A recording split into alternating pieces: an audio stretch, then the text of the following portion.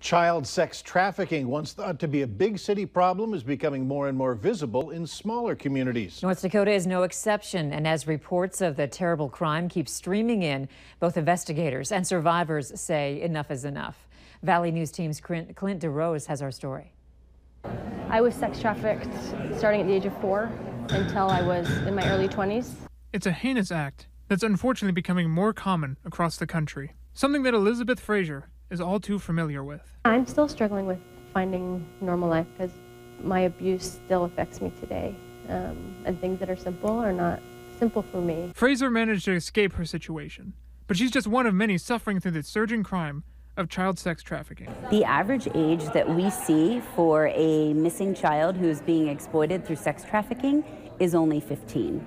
Officials from national organizations, law enforcement, and state government met at a UND panel to raise awareness of child sex trafficking and how it's something to watch out for, regardless of where you live. Perpetrators are everywhere in this country, and North Dakota is not exempt from perpetrators.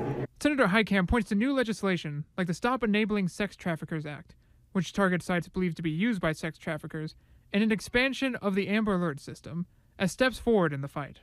But everyone agrees that much more needs to be done on the issue that affects the lives of so many and causes so much damage. I think it's just a lifelong process of continuing to heal and continuing to get through every day. In Grand Forks, Clint DeRose, Valley News Live. A nationwide human sex trafficking sweep has rescued 84 minors in the past week. The youngest was just 3 months old. Sex traffickers across the country consider North Dakota to be a profitable and accessible market. Since the oil boom, human trafficking has been on the rise, especially in the Fargo-Moorhead area. Local organizations are working to combat the problem and help victims. There's no question the level of trauma that's occurred in people's life, particularly those who have experienced a trafficking situation. And our agencies stand together ready to respond to that need and to provide services as needed.